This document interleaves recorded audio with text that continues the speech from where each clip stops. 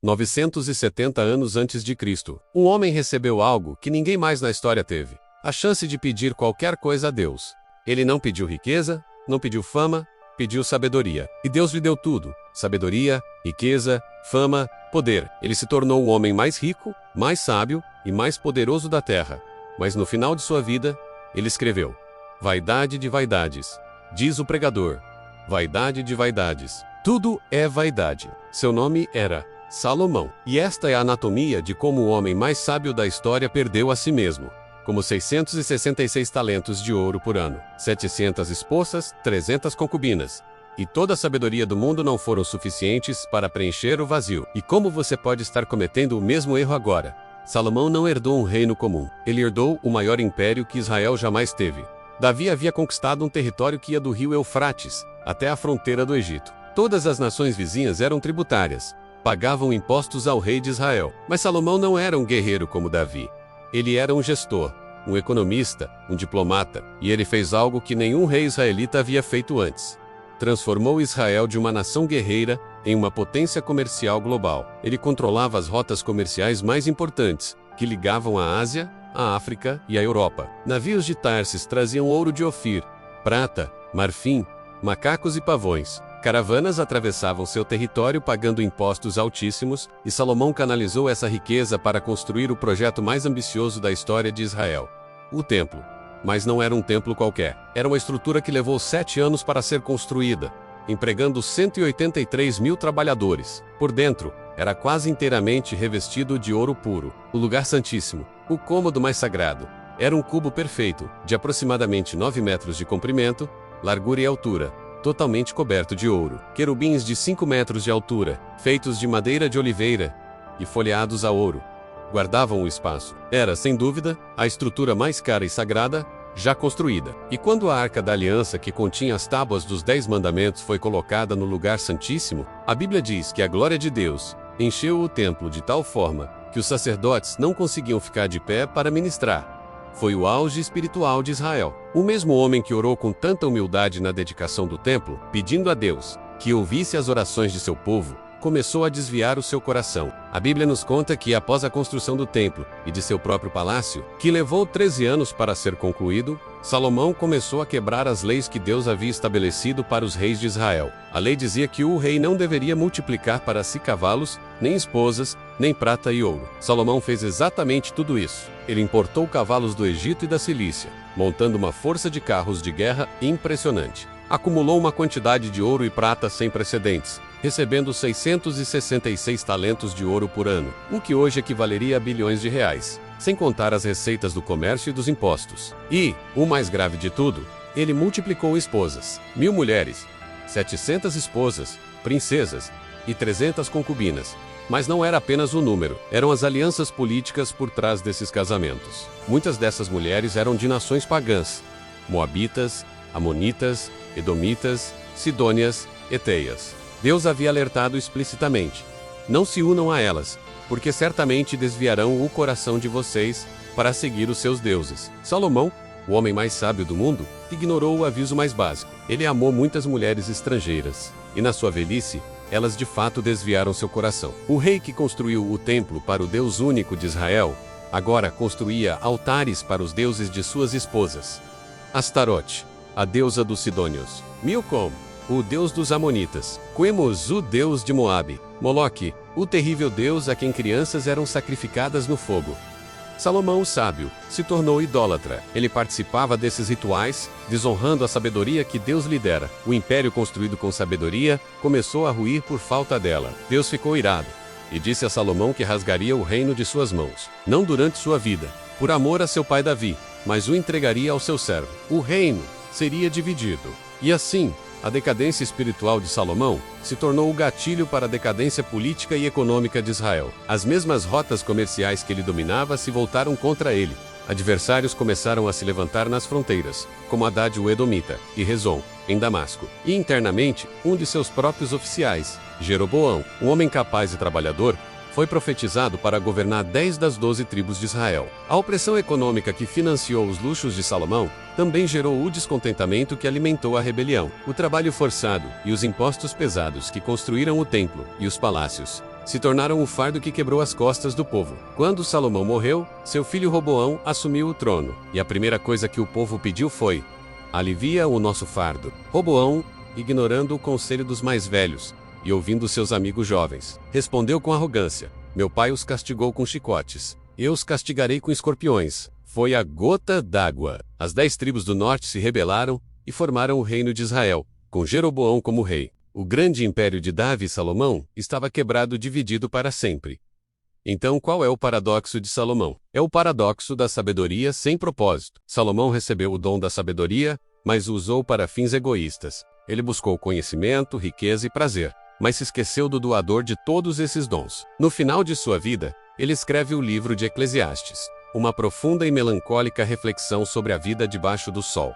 Ele tentou de tudo: construiu casas, plantou vinhas, fez jardins e parques, adquiriu servos, gado, prata e ouro. Teve cantores e cantoras e os deleites dos filhos dos homens. Ele concluiu: tudo era vaidade e correr atrás do vento. Não havia proveito algum debaixo do sol. A busca por prazer, por riqueza, por trabalho, por sabedoria, tudo, isoladamente levava ao mesmo lugar: o vazio. O homem que tinha tudo sentia que não tinha nada, porque ele havia perdido a única coisa que importava: sua conexão com Deus.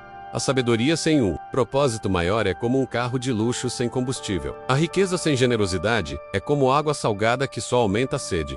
O prazer sem limites é um poço sem fundo. A lição de Salomão é atemporal. Quantos de nós hoje perseguimos o sucesso, a riqueza, o conhecimento, o status, acreditando que quando alcançarmos o topo da montanha, finalmente seremos felizes? Mas, como Salomão, muitos chegam lá e encontram apenas um vazio maior, porque o sucesso mundano não pode preencher um vazio espiritual. O erro de Salomão não foi ter riqueza ou poder. O erro foi deixar que essas coisas se tornassem o centro de sua vida. Ele se esqueceu da conclusão que ele mesmo escreveu no final de Eclesiastes, depois de toda a sua jornada de desilusão: de tudo o que se tem ouvido, o fim é: teme a Deus e guarda os seus mandamentos, porque este é o dever de todo homem. A sabedoria verdadeira não é apenas saber muito, mas saber o que realmente importa. Salomão dominou o mundo, mas no processo, perdeu a si mesmo. Que a história dele nos sirva de alerta para não cometermos o mesmo erro. A busca pela felicidade não está em ter mais, mas em ser mais, conectado à fonte de todo o propósito.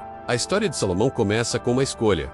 Logo após assumir o trono, Deus lhe apareceu em sonho e fez uma oferta que ninguém mais recebeu: pede o que queres, e eu te dou qualquer coisa sem limites. E Salomão, consciente de sua juventude e da responsabilidade gigantesca que tinha, pediu: dá, pois, ao teu servo um coração entendido para julgar o teu povo, para que prudentemente discirna entre o bem e o mal. Ele pediu sabedoria. E Deus, agradado com essa resposta, não só atendeu ao pedido, mas foi muito além. Ele disse que por ter pedido sabedoria em vez de vida longa, riquezas ou a morte de seus inimigos, lhe daria um coração tão sábio e entendido que ninguém antes ou depois dele seria seu igual. E como bônus, Deus ainda lhe deu o que ele não pediu: riquezas e glória, de modo que não haveria rei como ele em todos os seus dias. E assim começou a Era Dourada de Israel. Salomão recebeu uma sabedoria sobrenatural. O texto bíblico diz que sua sabedoria era maior que a de todos os do Oriente e maior que toda a sabedoria dos egípcios. Ele chegou a compor 3.000 provérbios e mais de 1.000 cânticos. Reis e rainhas vinham de todas as partes do mundo apenas para ouvir o que ele tinha a dizer. E essa sabedoria se traduziu em uma prosperidade econômica sem precedentes. Israel recebia cerca de 25 toneladas de ouro por ano. Salomão mantinha um exército com 12.000 cavaleiros, 1.400 carros de guerra e 4.000 estábulos para seus cavalos. Ele tinha uma frota de navios mercantes em parceria com Irão de Tiro. Controlava o comércio de cavalos entre o Egito e os povos do norte. E detinha o monopólio das principais rotas comerciais terrestres. Naquela época, Israel nunca foi tão rica, nunca foi tão poderosa e nunca foi tão respeitada no cenário mundial. Mas a sabedoria de Salomão não era apenas teórica, para impressionar outros reis. Era uma sabedoria prática, do dia a dia, e o caso mais famoso que demonstra sua genialidade envolve 2 mulheres e um bebê. A situação era a seguinte: 2 mulheres que viviam na mesma casa deram à luz com poucos dias de diferença. Numa noite, uma delas acidentalmente deitou-se sobre seu filho, e o bebê morreu. Então, no meio da noite, ela trocou seu bebê morto pelo bebê vivo da outra mulher. Pela manhã, a confusão estava armada. Ambas alegavam ser a mãe do bebê que estava vivo. Não havia testemunhas, não havia provas. Era a palavra de uma contra a outra. A questão foi levada ao rei, e Salomão, sem hesitar, deu uma ordem que chocou a todos. Trazei-me uma espada. Dividiu o menino vivo em duas partes, e dai metade a uma e metade a outra. E então, uma das mulheres gritou, desesperada: Senhor meu, dá-lhe o menino vivo, e de modo nenhum o mateis. A outra mulher, no entanto, disse friamente: nem meu nem teu. Pode dividir. Naquele instante, Salomão soube a verdade. Ele ordenou: dai à primeira o menino vivo, e não o mateis. Ela é sua mãe. Foi um golpe de mestre em psicologia. Salomão sabia que a verdadeira mãe preferiria perder o filho para outra mulher a vê-lo morto. Todo o povo de Israel ouviu sobre esse julgamento e passou a respeitar e temer o rei, porque viram que havia nele a sabedoria de Deus. Mas Salomão não era apenas sábio em julgamentos, ele era um gênio administrativo. Imagine só, ele dividiu Israel em 12 distritos, e cada um era responsável por abastecer toda a corte real por um único mês do ano. Era um sistema de tributação rotativa genial, que distribuía o peso econômico de forma equilibrada por todo o reino, e as provisões eram massivas. Todos os dias chegavam ao palácio mais de 6.000 litros de flor de farinha, 13.000 litros de farinha comum, 10 bois cevados, 20 bois do pasto sem carneiros, além de incontáveis servos, gazelas e outras aves. Por dia, isso tudo alimentava não apenas a família real, mas toda a administração, os 12.000 cavaleiros e os milhares de funcionários do reino. Salomão também investiu pesado em infraestrutura. Ele reconstruiu e fortificou cidades estratégicas, como Gezer, Hazor e Megido. E aqui entra a prova arqueológica fascinante. Escavações nessas 3 cidades revelaram portões de entrada com exatamente o mesmo design. 6 câmaras, construção idêntica. Isso é a prova concreta da padronização administrativa do reino de Salomão. Não era uma construção aleatória, era planejamento centralizado. Engenharia militar padronizada. Salomão estava, na prática, construindo um império moderno, 3.000 anos antes da Era Moderna. E em Megido os arqueólogos encontraram os famosos estábulos, estruturas gigantescas que podiam abrigar milhares de cavalos. Era a força blindada de Salomão. Seus 1.400 carros de guerra eram a tecnologia militar de ponta daquela época. Para simbolizar seu poder absoluto, Salomão construiu um trono que desafiava a imaginação. Um grande trono de marfim, coberto de ouro puríssimo. Tinha 6 degraus, com 12 leões de ouro guardando o caminho, 2 ao lado do assento, e os outros nos degraus. A Bíblia diz que nunca se tinha feito obra semelhante em reino algum. 6 degraus, 12 leões, ouro puro. Era uma declaração de poder incomparável. A riqueza de Salomão era tão absurda que todos os seus copos e utensílios eram de ouro puro. A prata não tinha valor algum nos dias de Salomão. O texto bíblico chega a dizer que ele fez com que houvesse prata em Jerusalém, como se fossem pedras. E a cada 3 anos, sua frota de navios de Tarsis retornava, trazendo mais ouro, prata, marfim e até mesmo animais exóticos como macacos e pavões. Era o comércio internacional em uma escala global, algo nunca antes visto. E então, veio o momento que consolidaria a fama de Salomão no mundo inteiro, a visita da rainha de Sabá. Imagine só a cena, uma caravana gigantesca, camelos carregados de especiarias, ouro, pedras preciosas, atravessando o deserto, tudo para encontrar um homem. E não era qualquer homem. Era Salomão. O texto bíblico nos diz que ela veio do que hoje conhecemos como Iêmen, no sul da Península Arábica. Uma viagem de mais de 2.000 quilômetros através de um deserto implacável. Por que alguém faria uma jornada tão perigosa e cara? Ela ouviu falar da fama de Salomão e, mais importante, da fama de Salomão acerca do nome do Senhor. Ela não veio apenas por curiosidade.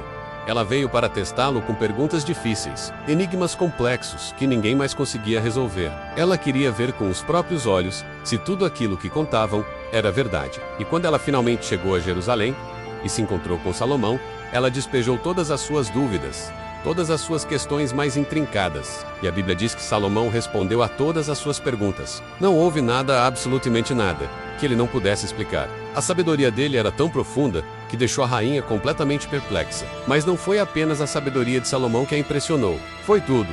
O texto de 1 Reis, capítulo 10, nos dá uma lista detalhada do que a deixou sem fôlego. Ela viu a casa que ele edificara, o templo e o seu palácio, obras de uma arquitetura e engenharia jamais vistas. Ela viu a comida da sua mesa, a abundância e a variedade dos banquetes diários. Ela observou a organização dos seus servos, o assentar deles, o modo como os criados se portavam, as vestes que usavam. Ela notou os seus copeiros, e finalmente, a entrada pela qual ele subia à casa do Senhor. uma procissão majestosa e solene. Diante de tudo isso, a rainha ficou atônita. O texto original em hebraico diz algo como: não houve mais espírito nela. Ela ficou sem fôlego, sem palavras. Tudo o que ela tinha ouvido era apenas um pálido reflexo da realidade. A fama não fazia justiça ao que seus olhos estavam vendo. E então ela se vira para Salomão e diz, com a mais profunda admiração: era verdade a palavra que ouvi na minha terra sobre os teus feitos e a tua sabedoria, mas eu não acreditava naquelas palavras. Até que vi e meus olhos viram, e eis que não me contaram nem a metade. Você supera em sabedoria e bens a fama que eu ouvi. Essa declaração é poderosa. Ela é uma rainha poderosa e rica, acostumada ao luxo e ao poder. Admite que nunca viu nada igual. A realidade de Salomão superava a mais fantástica das histórias. E para provar sua admiração e respeito, ela lhe deu presentes extraordinários. 120 talentos de ouro. Isso equivale a mais de 4 toneladas de ouro puro. Uma quantidade absurda de especiarias, como nunca antes se viu em Israel, e pedras preciosas de valor incalculável. Salomão, por sua vez, demonstrou sua generosidade real. Ele não apenas retribuiu com presentes da sua própria realeza, mas deu à rainha de Sabá tudo o que ela desejou, tudo o que ela pediu. Ele a honrou da mesma forma que ela o honrou. Mas o impacto da sua visita ecoou por todo o mundo conhecido. A história se espalhou como fogo em palha seca. Reis de todas as nações enviavam emissários, presentes, e buscavam a audiência de Salomão apenas para ouvir um pouco da sua sabedoria. Ele se tornou uma lenda viva. O homem mais sábio, o homem mais rico, o homem mais poderoso da terra. Esse foi o auge, o ponto mais alto do reinado de Salomão e da glória de Israel. A promessa de Deus a ele havia se cumprido de forma espetacular. Ele tinha sabedoria, riqueza e honra, como nenhum outro rei, antes ou depois dele. O mundo vinha a Jerusalém, não para conquistar, mas para aprender. Era a personificação de um reino abençoado por Deus. Mas aqui reside uma das lições mais profundas e trágicas da história de Salomão. Esse momento de glória máxima, esse ápice de poder e reconhecimento mundial, foi também, ironicamente, o começo do fim. No auge do seu sucesso, as sementes da sua queda já estavam sendo plantadas. Mas Salomão cometeu o erro que destruiria tudo. Ele amou muitas mulheres estrangeiras, e não foram poucas. 700 esposas que eram princesas, e mais 300 concubinas. E essas mulheres eram de nações que Deus havia proibido Israel de se aliar, porque Deus sabia o que aconteceria. Ele tinha avisado: não vos chegareis a elas, nem elas a vós. De outra maneira, perverterão o vosso coração, para seguirdes os seus deuses. E foi exatamente isso que aconteceu. Quando Salomão envelheceu, suas mulheres lhe perverteram o coração, para seguir outros deuses. O coração dele já não era totalmente fiel ao Senhor, seu Deus, como havia sido o coração de Davi, seu pai. O homem que construiu o templo para o Deus verdadeiro, agora estava construindo altares para ídolos. Astarote, a deusa dos Sidônios; Quemos, a abominação de Moabe; e Moloque, a abominação dos Amonitas. E o mais chocante é que ele construiu esses altares no monte que ficava bem em frente a Jerusalém. De lá, ele podia ver o templo que ele mesmo havia dedicado a Deus. A ironia era brutal, uma traição visível a todos. A consequência desse desvio foi a ira de Deus. A sentença divina veio de forma direta e terrível. Porquanto houve isto em ti, que não guardaste o meu concerto e os meus estatutos que te mandei, certamente rasgarei de ti este reino e o darei a teu servo. Todavia, nos teus dias, não o farei.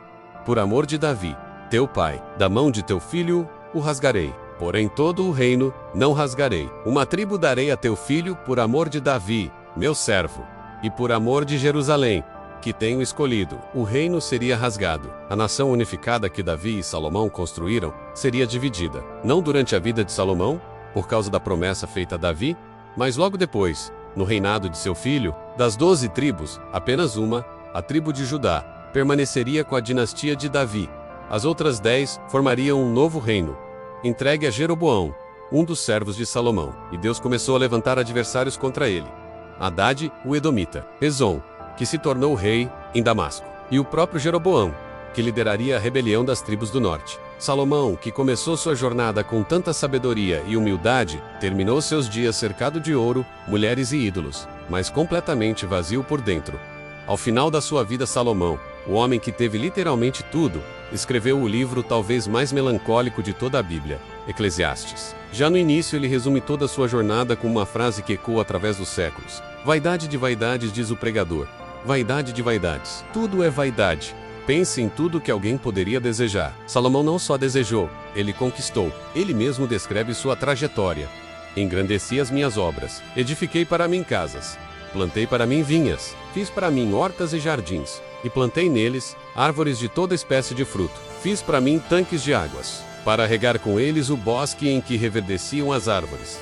A lista continua, quase inacreditável. Ele diz: adquiri servos e servas, e tive filhos de casa. Também tive grande possessão de gado e ovelhas, mais do que todos os que houve antes de mim em Jerusalém. Amontoei também para mim prata e ouro, e as riquezas dos reis e das províncias. Provi-me de cantores e cantoras e das delícias dos filhos dos homens, e de todo tipo de instrumentos musicais. Ele se tornou o maior, o mais rico, o mais poderoso. Sua grandeza superou a de todos os que vieram antes dele em Jerusalém. Ele não negou nada a si mesmo. Qualquer coisa que seus olhos desejassem, ele obtinha. Não privou seu coração de nenhuma alegria. Ele olha para trás, para todas as obras que suas mãos realizaram, para todo o trabalho e esforço que empregou. E a conclusão é devastadora. Eis que tudo era vaidade e aflição de espírito, e que proveito nenhum havia debaixo do sol. Um rei cercado de luxo, palácios magníficos e completamente sozinho, com um vazio no peito. Ele teve todas as posses, todas as experiências, todo o poder, toda a sabedoria humana.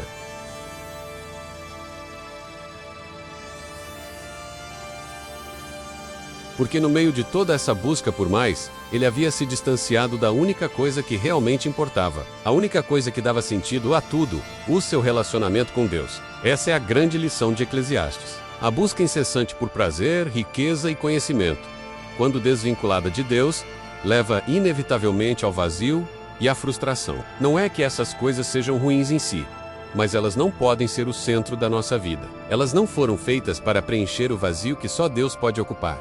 Provas arqueológicas que não apenas confirmam, mas trazem à vida a grandeza do reino de Salomão. Por muito tempo, críticos e céticos tentaram minimizar ou até mesmo negar a existência de um império tão vasto e poderoso como o descrito na Bíblia. Eles diziam que era um exagero, uma lenda criada para glorificar um passado idealizado. Mas como vamos ver agora, a pá do arqueólogo se tornou uma poderosa aliada da história, e a evidência que ela desenterrou é simplesmente sólida e irrefutável. Primeiro, vamos falar sobre as famosas Portas de Salomão. Imagine o seguinte: você é um arqueólogo escavando em 3 cidades diferentes e distantes uma da outra: Gezer, Hazor e Magido. E em cada uma delas, você encontra portões monumentais com um design absolutamente idêntico. Não é uma semelhança vaga, mas uma planta baixa padronizada, com 6 câmaras e 2 torres. Esse tipo de construção centralizada e uniforme aponta diretamente para um governo forte, organizado e com recursos para executar projetos de engenharia em larga escala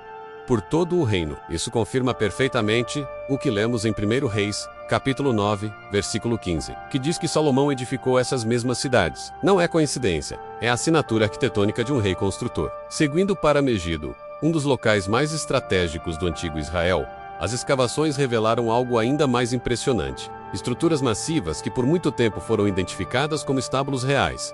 Imagine fileiras e mais fileiras de coxos de pedra e pilares de sustentação, um complexo capaz de abrigar centenas, talvez milhares de cavalos. Essa descoberta materializa a descrição bíblica da força militar de Salomão, que possuía, segundo os textos, 1.400 carros de guerra e 12.000 cavaleiros. Esses não eram apenas números em um livro antigo, era uma realidade logística.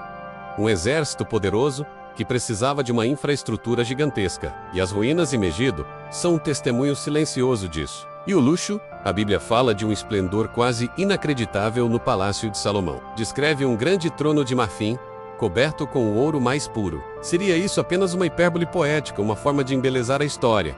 A arqueologia diz que não. Em várias escavações, tanto em Samaria quanto na própria Jerusalém, foram encontrados pequenos, mas requintados entalhes de marfim, placas decorativas móveis incrustados, peças de arte que demonstram um altíssimo nível de habilidade e o acesso a materiais exóticos e caros. O marfim não era um material local, precisava ser importado, o que reforça a ideia de um reino com amplas rotas comerciais. Esses pequenos fragmentos são a prova de que o luxo descrito na corte de Salomão não era fantasia, era um fato. Mas de onde vinha tanta riqueza? De onde vinham os metais preciosos para construir o templo e adornar o palácio? Vamos viajar para o sul de Israel, para o Vale de Tina, no meio do deserto. Lá, foram descobertas extensas minas de cobre, com fornalhas e evidências de uma operação de mineração em escala industrial, e a datação dessas minas. Precisamente o século X a.C., a época do reinado de Salomão. Essas não são as lendárias minas do rei Salomão dos filmes, mas são minas reais operadas durante seu tempo, que forneciam uma das commodities mais valiosas da antiguidade: o cobre, essencial para a produção de bronze, usado em ferramentas, armas e, claro, nos utensílios sagrados do templo. E para fechar essa análise, vamos a um detalhe que é ao mesmo tempo histórico e profético. O texto bíblico é muito específico sobre a receita anual de Salomão. Em 1 Reis, capítulo 10, lemos: o peso do ouro que se trazia a Salomão cada ano era de 666 talentos de ouro. 666. Esse número que séculos mais tarde se tornaria infame no livro do Apocalipse como o número da besta. Um símbolo do sistema mundano, corrupto e do materialismo extremo. Já aparece aqui associado ao pico da riqueza e do poder de Salomão. Uma conexão que nos mostra como o excesso de materialismo, mesmo em um reino abençoado por Deus, já carregava em si a semente da sua própria decadência e do afastamento dos princípios divinos. A arqueologia confirma a riqueza, e a Bíblia nos dá a advertência espiritual contida nela. Salomão provou para nós que é possível ter toda a sabedoria, toda a riqueza e todo o poder do mundo, e ainda assim perder a si mesmo no processo. Ele teve tudo, construiu um império, escreveu livros de sabedoria que lemos até hoje, e seu nome se tornou sinônimo de prosperidade. Mas no final, ele olhou para trás e viu um vazio. Isso nos leva a uma reflexão profunda, que não é sobre um rei de 3.000 anos atrás, mas sobre você e eu, hoje.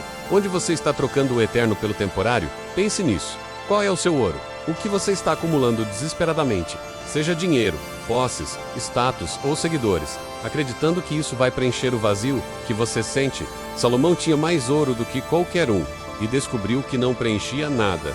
Era apenas metal pesado. E quais são as suas 1000 mulheres? Quais são os relacionamentos, os prazeres, as distrações que estão te desviando do seu propósito? Podem ser amizades tóxicas, hábitos que consomem seu tempo, entretenimento sem fim.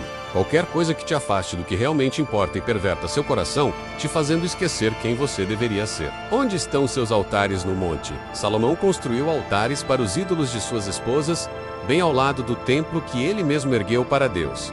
E nós? Quais são os ídolos modernos que estamos construindo? Pode ser o nosso trabalho, a nossa imagem, o nosso conforto. Coisas que secretamente adoramos, enquanto mantemos uma aparência de fé para o mundo exterior. Essa é a grande questão. Você está usando sua sabedoria para construir ou para acumular? Salomão começou sua jornada construindo o templo, um projeto para a glória de Deus, um legado eterno. Ele usou sua sabedoria para um propósito maior, mas ele terminou sua vida acumulando prazeres e construindo altares para ídolos. A mesma sabedoria, usada para fins totalmente diferentes.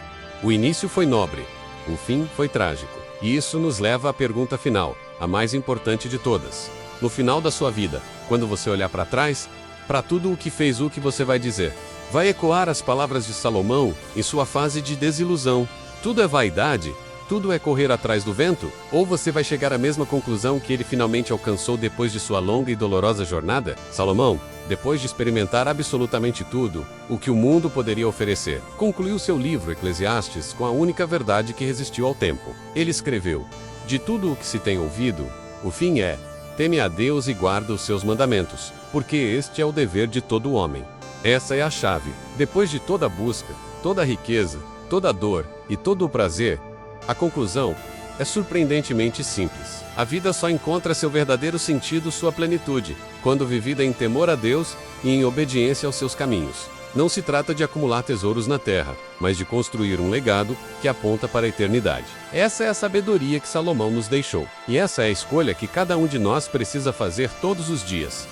Salomão dominou o mundo, mas no fim, ele perdeu a si mesmo. Imagine, ele recebia 666 talentos de ouro por ano, uma riqueza inimaginável, mas morreu se sentindo vazio. Ele teve 1000 mulheres, um harém que era um símbolo de poder e alianças políticas, mas morreu espiritualmente sozinho. A grande tragédia de Salomão não foi a ignorância. Ele não era alguém que não sabia o que era certo. Pelo contrário, ele sabia. Ele escreveu 3.000 provérbios sobre sabedoria, conselhos que usamos até hoje. Mas existe um abismo gigantesco entre saber e obedecer. Conhecimento sem prática é apenas teoria. Você pode dominar o mundo inteiro e, no processo, perder a sua própria alma. Ou você pode temer a Deus, seguir os seus caminhos e encontrar aquilo que realmente importa, o que preenche de verdade. Agora eu quero te fazer uma pergunta. Deixa aqui nos comentários. Qual é o ouro que você está acumulando na sua vida, mas que no fundo você sabe que não vai preencher o seu vazio? E pense bem. Você está construindo templos para Deus ou altares para os seus próprios desejos. Se esta análise te confrontou de alguma forma, se te fez pensar, então se inscreva no canal, ative o sino para não perder nada, e compartilhe este vídeo com alguém que você conhece, que está buscando significado em coisas que nunca vão satisfazer.